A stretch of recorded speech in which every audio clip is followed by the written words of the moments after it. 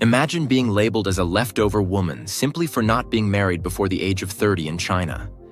This is the reality for millions of women, and what happens to them is astonishing. Prepare to dive into an unfamiliar aspect of Chinese society. Picture yourself walking into a park, not for a relaxing stroll, but for a relationship fair where parents gather with posters detailing their single sons' and daughters' characteristics. Age, height, salary, whether they own a house or car, all displayed as if they were goods for sale.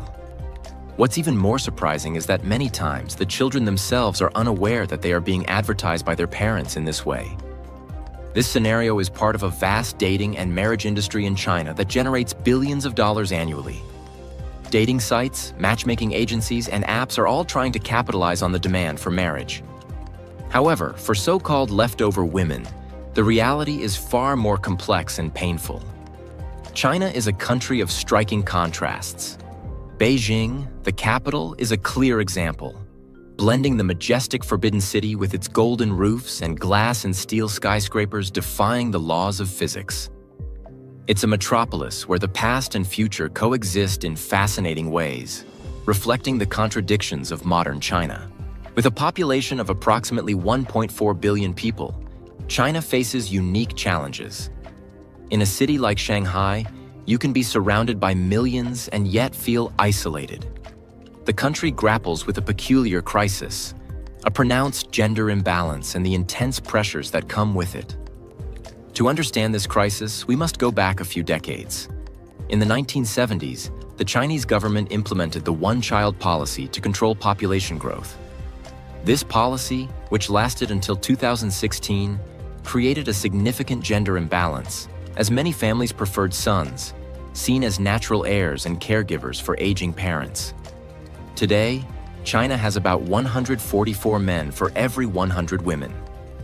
In theory, this might seem like an ideal scenario for women, but the reality is quite different. The age of 27 marks a critical point for single women. Once they pass this age, many begin to be seen as leftover, or shengnu, a term that carries a deep stigma. Being single at 30 or older is considered taboo in many parts of China, and women in this situation face enormous social pressures. It's not just about finding a partner, but about reputation and personal worth. Many women in modern China have dreams and aspirations that go beyond marriage. They invest in their careers and education, building independent lives. This creates a clash between traditional marriage norms and the reality of a new generation redefining what it means to be successful in the 21st century. Imagine being judged not by what you've achieved, but by the fact that you're not married. Meanwhile, men, especially those from rural areas, face their own challenges. With so many women migrating to cities in search of better opportunities, they have few options for finding a wife. The pressure to maintain the family name and care for parents is intense, leading many to seek desperate solutions such as attending marriage markets. These markets are a reflection of deep social pressure.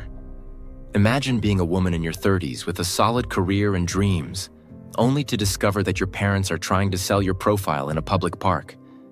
For many, this is shocking, but it is also a sad reality.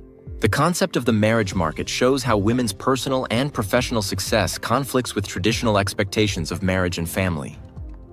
The dating industry in China continues to grow, with apps and companies promising to find true love as a response to the social demand for marriages.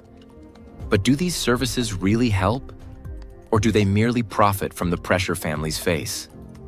The crisis of leftover women in China reflects the tensions between the traditional and the modern. Every marriage market is a stage where these tensions play out, and every poster displayed represents a struggle for identity, acceptance, and a place in a rapidly changing society. And when it comes to traveling to China, costs can vary significantly.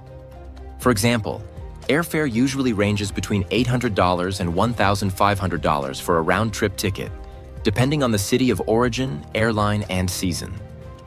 During peak seasons like summer vacations or Chinese festivals, prices tend to be higher, while in the off-season, like autumn and winter, except during Chinese New Year, cheaper flights can be found. Upon arrival in China, accommodation costs also vary significantly. In major cities like Beijing, Shanghai, or Shenzhen, A stay in luxury hotels can cost between $150 and $300 per night, while more economical options like hostels or three-star hotels cost between $30 and $50 per night. For mid-range accommodations like four-star hotels, the average price is between $80 and $150 per night. Dining in China is affordable, especially if you opt to try the local cuisine at typical restaurants or street markets. A simple meal at a local restaurant can cost between $3 and $10, while in international standard restaurants, prices range between $20 and $50. For those looking to save money, it's possible to eat well for less than $10 per day, while more refined meals may cost between $50 and $100 daily. Internal transportation should also be considered. The subway in major cities is efficient and cheap, with fares ranging between 30 cents and $1 per trip. Taxis are a more comfortable option, with initial fares around $2 to $3 and additional costs per kilometer traveled. For inner-city travel, high-speed trains are an excellent option, with prices ranging between $30 and $150, depending on the distance and class chosen. Tickets for tourist attractions like the Forbidden City in Beijing or the Bund in Shanghai generally cost between $5 and $20, with higher prices for national parks or exclusive areas, ranging from $20 to $50. Finally, spending on shopping and souvenirs depends on the traveler's style.